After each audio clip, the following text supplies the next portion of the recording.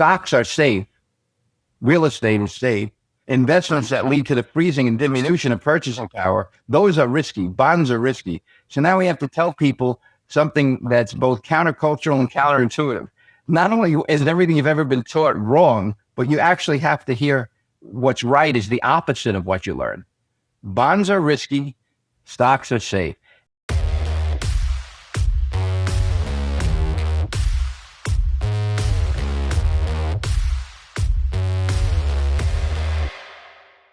Hey everybody, welcome back to another episode of The Connected Advisor. I'm your host, Kyle Van Pelt, co-founder at Milemarker, and today I am joined by Jonathan Blau.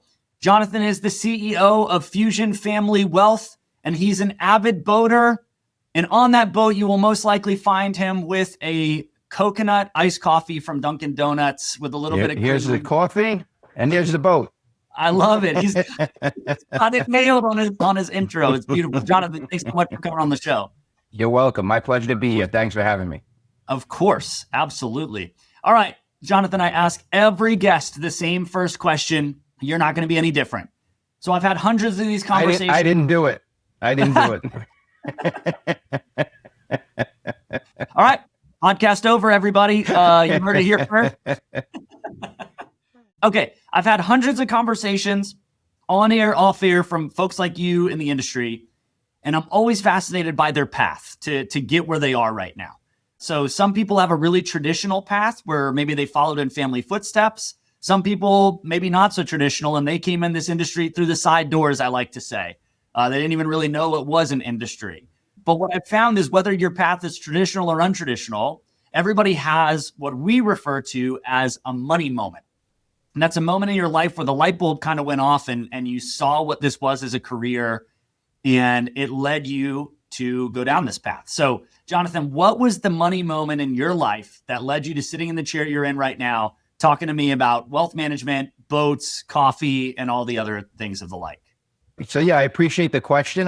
In the summer of 87, 88, I was an intern at Lehman Brothers down on 55 Water Street. Lehman's not around anymore, so the generation or so behind us might not have ever heard of it, but it was over a 200-year-old institution. And I was working for people who were trained as salespeople at companies like Xerox and Polaroid and Lanier Products and IBM. People were salespeople. And that was the training class that Lehman decided to hire instead of Wharton graduates in the summer of 86, 87. They realized they needed salespeople, not people who were book smart and came out of Ivy Leagues.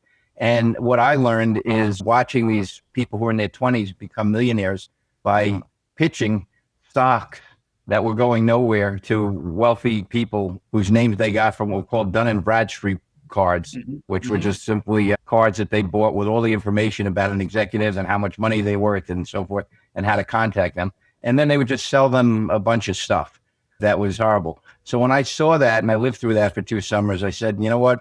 I want to really go to school, learn about tax accounting for high net worth families, and come into this business and add value and try to do something that counteracts what I saw going on. And that was kind of the moment. I was only 18, 19 years old, whatever I was. That I think was a pivotal moment that at least put in my mind what kind of path I wanted to pursue in the career. That's awesome. I want to kind of come back to that because I think that's really pivotal. But, in the research for this, it seems like you've sort of done everything. I mean, you were a Big Six accounting firm. You spent time on the money manager side. You were on at least 2 different successful teams at wirehouses. You're running your own RIA. You've kind of seen, a bunch of different aspects of this. What led you to ultimately end up on the RIA side?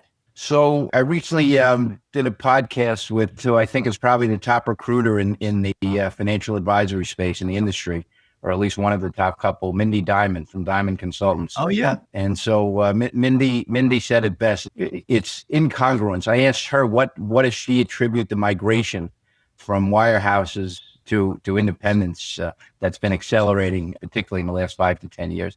And she said it's incongruence, meaning the big firms give you these kind of boundaries, whether it's they want you to sell a product or they want you to say, when the markets aren't doing well, you're going to have to fire one of your staff. We're not going to let you hire even if you pay for it. All these things that are incongruent with respect to how you want to operate your business. So that's what led me to want to go independent. And interestingly, that's what she said. It's generally, in one word, what she attributes this mass migration to. What I found is when we went independent, not only did we avoid those boundaries, but when I wanted to do a podcast, if I was still in the big firms, I don't think it would still be approved. And I started working on it at mid-year last year, right? If I wanted to do a presentation to an accounting firm on behavioral finance, I mean, now I write articles for my clients and we do these podcasts. If I want to get out an emergency podcast because of what happened 2 weeks ago, I can get it done, right? In the big firms, just good luck. It's not going to happen. So that's a couple of examples. I love those examples.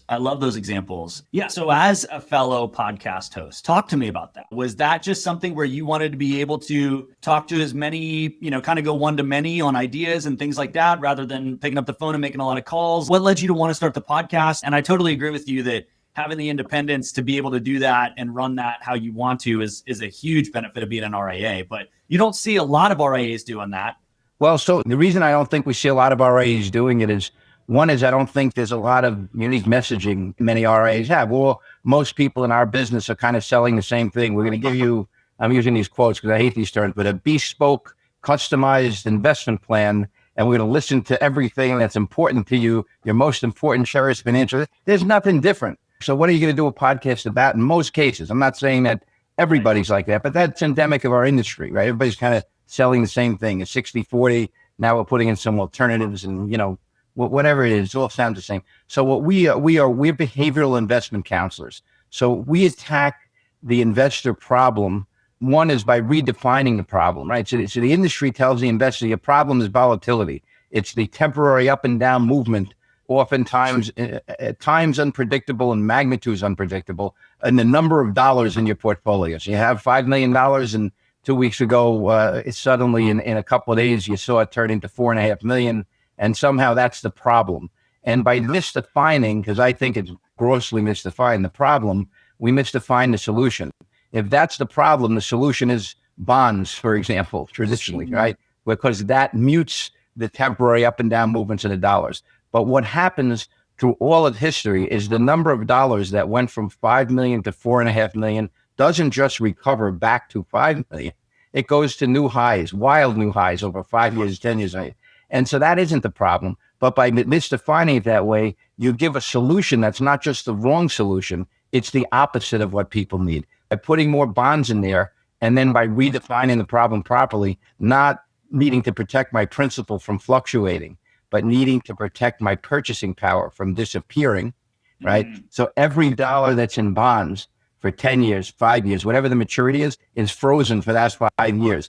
Inflation is the disease of money. Bonds are the carrier of the disease. So by giving me the wrong definition of the problem, I put in the disease of money so that where the dollars that fluctuate come back and go to new highs, the 3% or more a year erosion of the value of each dollar never comes back.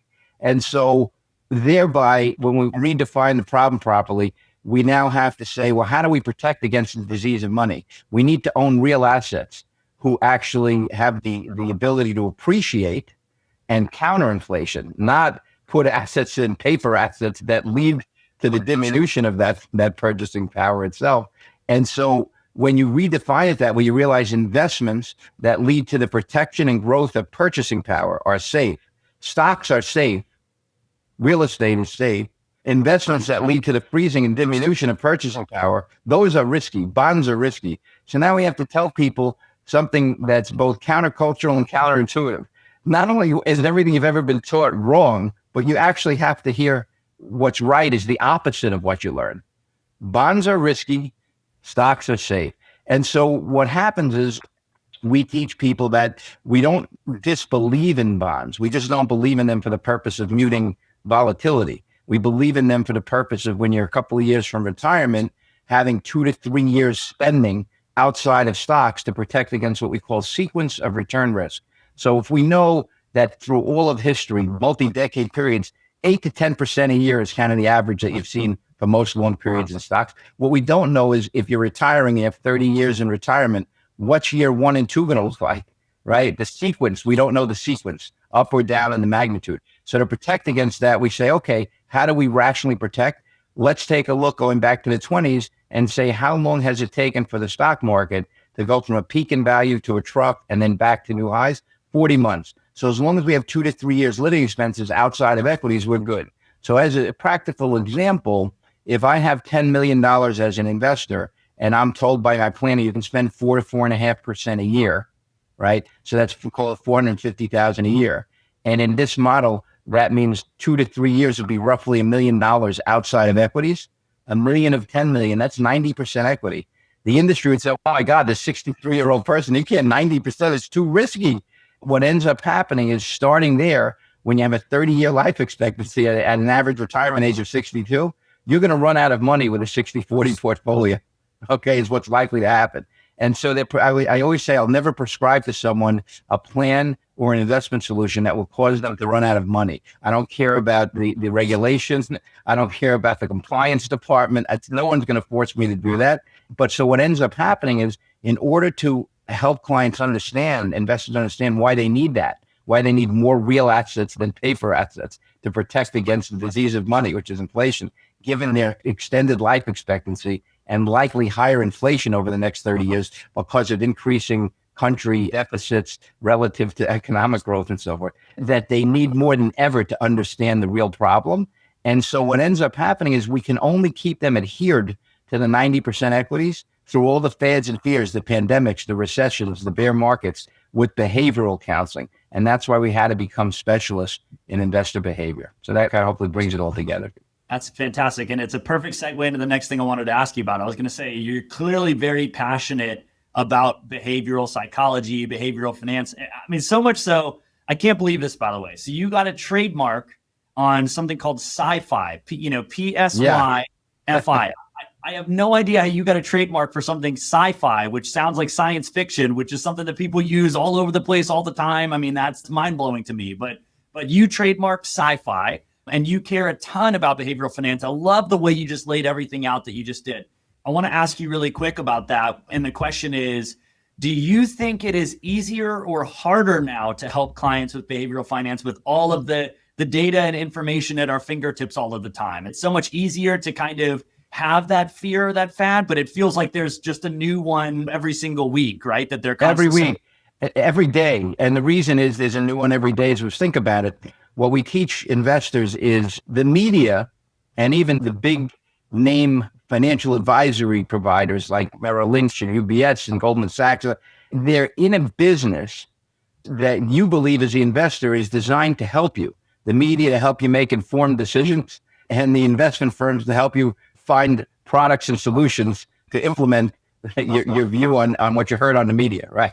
And what's really happening is they're colluding for their own interest at your expense to destroy you, because the media has no interest or ability to help investors. The ability is not there. These are reporters. They have no experiences being advisors, broadly speaking. And at the same time, what they have to do is, as you say, 24/7, they've got to fill their airspace and their social media space or online space with words. That's what they got to do. When you look at media, it's always been this way. If it bleeds, it leads. If it's a horrible, scary thing, a shark attack, a plane crash, or a financial crash, it leads. And so they're filling your head with nonsense 99% of the day because they have to.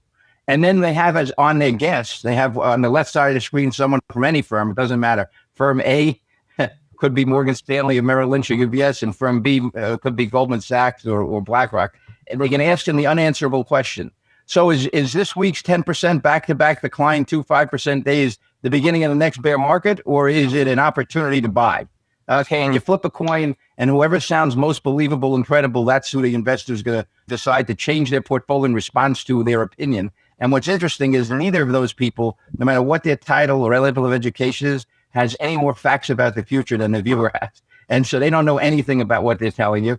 And what's interesting is the studies have shown that the people who sound more credible are actually the least accurate in predicting. But those are the ones we're most likely to listen to. That's what goes on in our industry with media and 24/7. So the question is how is behavior? Behavior is more valuable than ever. So the key is that I need to communicate this to the investor at onboarding. I call it doing the lifeboat drill before the bow of the boat comes near the water, going under it. And this way, we call it our vitamin C. We're constantly educating them about what the media and the big firms trying to sell products are doing and why they have to understand whether it's the recession, the inflation, who they don't like for president, whether it's all irrelevant to their portfolio 20 years from now.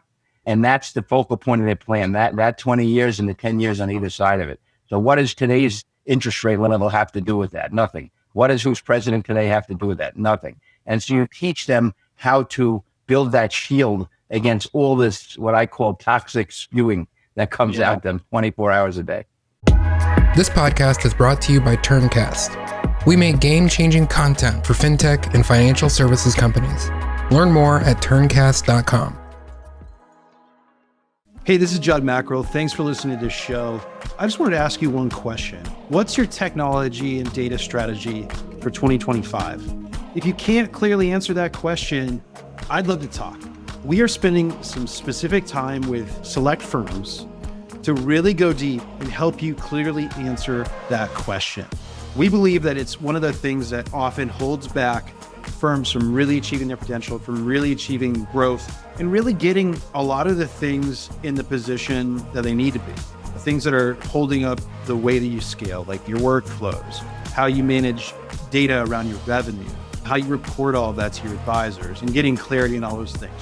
I'm sure there's a lot of very specific things to your business that are really important as well, and we'd love to talk about that. If this is interesting to you, hit me up with an email. My direct email is judd@milemarker.co, and I'd love to hear from you, hear what you're working on, hear what your strategy is, and see if there's an opportunity for us to help you get more clear on that strategy in 2025. Thanks. All right, I've got to ask you, how did you get sci-fi as a trademark? Because I mean, I know the spelling of it probably but that just to me is mind blowing. Well, the first thing is the first way I can answer because I applied for it. Right? I didn't say, oh my God, this is going to be so hard to do so what it stands for is focusing on investor PSY, capital P psychology for better capital FI financial outcomes.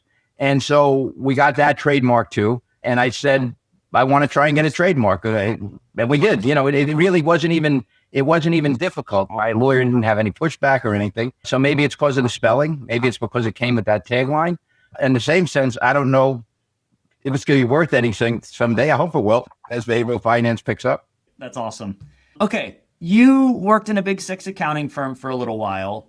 And I feel like one of the conversations I'm just constantly having right now is around organic growth, right? I mean, the whole industry is buying the rest of the industry. That's happening everywhere. And we know that. But, a lot of times when you buy a firm, you still need it to grow to make it work. And so this seems to be the skeleton key of the whole industry is average RIA's organic growth is about 2% a year. Everybody wants to figure out how do we get that up higher. You worked in a big six accounting firm. It still seems that the number one lead source and growth source is referrals, either from current clients or from COIs.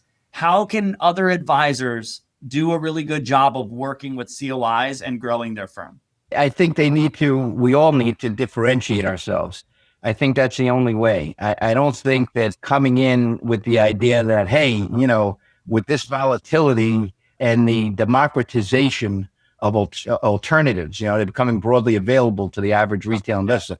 That's not different, right? So leading with that, you can't lead with the same stuff everybody else leading. So I don't know what the answer is. I don't know. I can't advise. I'm very fortunate that I found a way to differentiate myself that I believe I'm still a decade or more ahead of the industry and where it's going to end up on behavioral finance, because I don't see too many people really practicing it in full. The Merrill, I think, has a little department in it, but the advisors themselves are not versed enough from what I've seen to really practice with it. So they've got to figure out something different. Bring that to the centers of influence. And that center of influence can say to the client, hey, I know you have someone, but in this environment, I think this is really what you need. And I'm not sure you have that. And now they're adding, but you want to bring them somewhere they can actually add value to their client by introducing you. And I think that's the key, because otherwise you're like, what are you going to do? Take them out for golf, take them out on the boat, take them to dinner. I mean, everybody's doing that, right? So it doesn't make you different. And I think the difference is what people have to figure out. I love it. Talk to me a little bit about maybe you're touching on this with advisors are going to have to become behavioral coaches or things like that. But what do you think the future of the industry looks like? If you peek around the corner and you see kind of what's coming, again, so much is changing. AI is happening, volatility in the markets. You've got all of these like macro factors that are coming in. But when you look at the future of what's happening in the industry, what do you see? Well, I see a couple of positive things and a couple of negative things. So on the positive side, what's nice to me about what's happening in the industry is there's more optionality than ever, right? People can work for a big firm, which still may have merits for some people, a big name firm. People can go independent. People can go independent as a fee-only fiduciary. They can go as a hybrid where they're selling insurance and they're also a fiduciary. We're wearing two separate hats and a whole host of other things, right? So you can use index funds, you can use managed portfolios. So to me, that's a positive. That optionality is, I think, good. On the other side of it, I think the consolidation in the long run, I don't personally see that as good. I see that as countering the optionality. In other words, it's homogenizing, right? Because as these big firms take you over, many of them put you into their own model. They want you to do their own thing. And so eventually, as everybody becomes either Goldman Sachs in that industry or Merrill Lynch, they're all going to be selling and doing the same things. And in the independent spaces, they kept getting bought up by these bigger firms. I see a homogenization that counters a lot of what I think are the benefits. That's just my feeling. And I don't see that as a good thing ultimately for either clients or independent advisors who want to be independent of thought and approach and have the freedoms. I just don't see how that works. Got it. I like it. All right. Talk to me about Sunrise Day Camps. So this is something we're kind of moving outside of the wealth management area of business and into something that you're personally passionate about, that you guys spend a lot of time working on. A great story behind this organization. I wanted to give you an opportunity to talk about it a little bit. Yeah, thank you. So Sunrise Day Camps is the leading charitable endeavor that my wife and I, Amy, have engaged in. And we've been volunteered at the organization. So what they do is the founder of Sunrise Day Camp saw a problem where underprivileged families who had a child inflicted with cancer had problems in terms of the fact that if they had more than one child, they had to caretake the sick child, and then they didn't have time to do that, and they couldn't afford to have help stay at home with the other children. So they had to take them to the treatments, maybe take them out of school, all that kind of stuff. So this person was such a good visionary that he said, not only would supporting a day camp for children with cancer be good because you're giving them some hope, something to look forward to in the summer. They couldn't afford to go to begin with. Now they can. But now he said, but now if we can get the siblings there as well as part of the charitable endeavor, we free up the parents to be able to take care of the underprivileged child. That, to me, it's such a tremendous organization. So my wife and I have actually gone there as well, not just giving money, but we volunteered. We helped the children make like candy necklaces and pictures and all kinds of different things. And they give you a hug and a kiss. So it's really nice. In fact, in another month, one of my friends owns a comedy club in New York called Gotham. And he does once a year an event, an evening supporting the charity. Last year, I think they raised just under $500,000, which sends something like 60 families to the day camp. So that is a great charity for us. That's amazing. How did you guys get involved with them? Locally, we were put in touch with it through a firm that we work with that was supporting it. And we went to one of the events and just fell in love with the cause. That's simple. Yeah. I love it, man. That's such a great story. I love that. I love hearing stories about people in the industry and what they're doing outside of the wealth management side of things. It's a unique position to be in. And I love sharing those stories about people too. Thank you. Thank you. Yeah, we enjoy it. All right. How'd you get into boating? You've got a picture of a sailboat behind you. Is that do you like to do sailboating stuff? No sailboating. No, I just like pictures of sailboats, but I don't have time to sailboat. What happened was when we moved out to the area in Long Island where we live now, probably when I was in my late 20s, I had a friend who had a fishing boat, a little 21-foot center console fishing boat. And I don't like to fish. I don't like to throw them back and put hooks in and all that. But I did enjoy going out on the water. It was early in the morning. So he said to me, why don't you get yourself a boat? I said, well, it's not like a disposable razor. I didn't have a lot of money back then. I can't just buy a boat. So if I don't like it, what do you do with it? So anyway, we got a small 24-foot open bow boat, and we loved it. We kept it about a month. Then we upgraded and started traveling on the boat, taking the kids to Newport, Rhode Island, and Nantucket, and all these wonderful summer trips. I decided to get into boating. One is I enjoyed it, and two is the other option, I guess, is golf.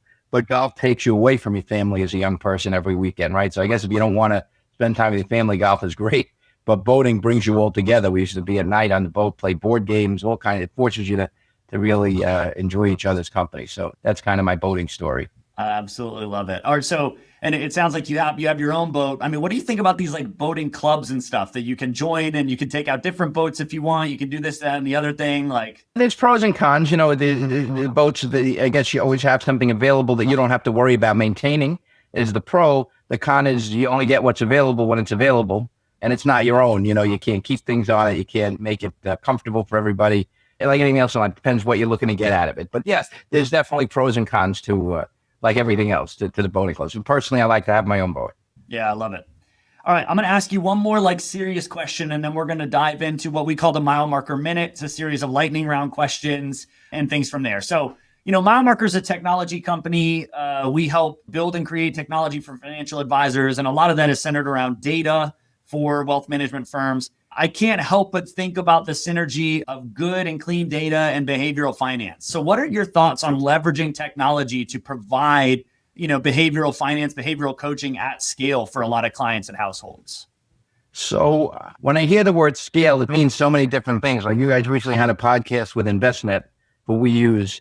So they talked about scale, being able to trade 1 million something accounts every day, all that. So scale is, from my perspective, what I do, the way I'm trying to scale, at least this is what I know for me, we have about 375 or so families.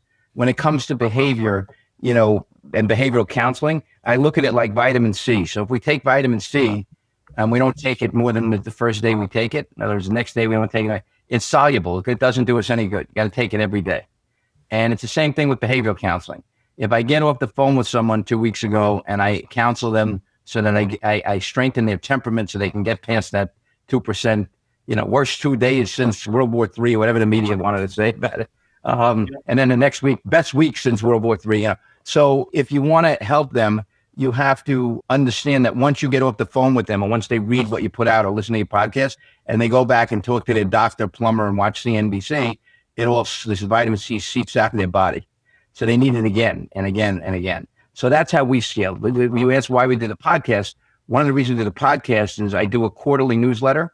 This year we did it more than quarterly. When the environment calls for it, I put them out. I put one out Sunday evening at 11 2 weeks ago after the 10% decline that ended that Friday, because I wanted people to wake up with the vitamin C. But at the end of the day, the podcast helps people who don't want to read get the vitamin C through a different mechanism, right? Some people like the pill, some want it injected. So I recognize that. So that's how I look at scale for us, right? So we're using the data that we get, how many people are watching versus not watching based on their comments. So that's kind of how I look at scale. I also think with AI and everything else, like when I write things now, if I have a paragraph that I feel is too hard or I need to soften up, I'll put that in AI and do that. So those things help our little practice scale. I mean, we manage $1.5 billion, but we have 8 or 9 people on the team. And so I feel like we have pretty good scale in that regard. Yeah. But maybe you want to expand on how you see it. Yeah, I think too, maybe from a different angle, I was curious about, okay, are you leveraging more data in the CRM to recognize, hey, this person, might need some vitamin C? Are you looking at, different things across the rest of your technology stack that are surfacing opportunities for more behavioral coaching? Or is that just systematic for you guys, no matter what, right? Hey, every time I have a touch point, this is what I'm here to do, right? And that might go back to this is how you differentiate portion of your conversation. It's like, look, I think it's the latter. Coach. I think, Kyle, it's the latter. It's because we approach the world that we're in, we're not really of our firm, if I really am honest about it, we're not really in the financial advisory business as much as we're in the human nature business. And most people in this industry have no real idea that that's what they should be in. Because at the end of the day, I guess what that means is people who are using behavior today, I think most people, they're kind of peppering in behavioral finance to their financial planning practice. We pepper in financial planning to our behavioral finance practice. And so because of that, to your point, we're not really needing to source data. The environment speaks to me when my client needs that vitamin C. And I don't need to know which ones need it. It goes broadly to everybody. And I think they all appreciate it when they get it, whether they're reaching out to us or not. I love it. All right. Great opportunity to move into the Milemarker Minute. So this is a series of lightning round questions aimed to be lighthearted and have some fun. Are you ready for the Milemarker Minute? I'm ready. I don't have a buzzer, but I'll make a noise maybe. All right, Jonathan, if you could travel anywhere in the world you've never been to before, where would you go? I'd probably go to, I'd love to go on an African safari, South Africa. Very fun. All right. I threw this one in here because of your comment about the Dun & Bradstreet cards. Okay. And maybe you'll hate this question, but it's okay. Which finance movie is the most entertaining movie? Glengarry Glen Ross, Boiler Room, or The Wolf of Wall Street? I actually like The Wolf of Wall Street. All right. There you go. I love it. Jordan Belfort grew up in my area in Bayside, Queens. Oh, so yeah. So you got it. That's a call out there.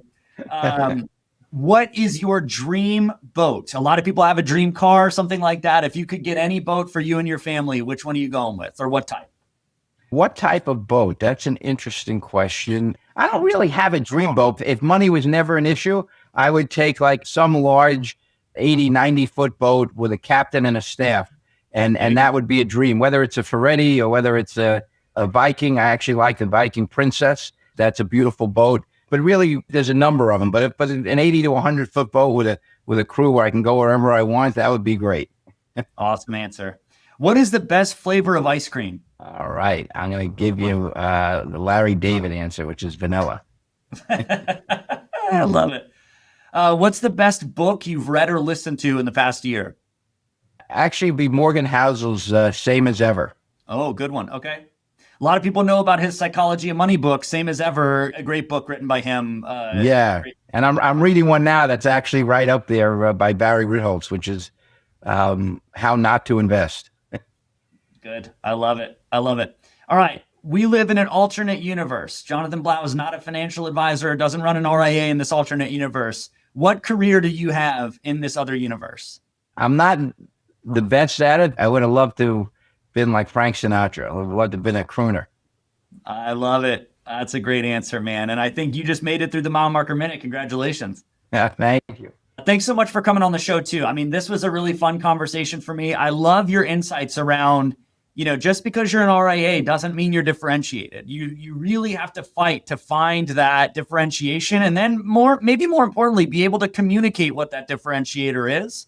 The focus on how we make sure we give clients vitamin C in a world where there's poison being spewed at them all the time, or they need to be able to look past the constant wave of information coming at them and stay the course. I also thought you had some really interesting comments around, and I love the concept of inflation being the disease of money. So thanks so much for coming on and sharing these insights and having a conversation with me this morning.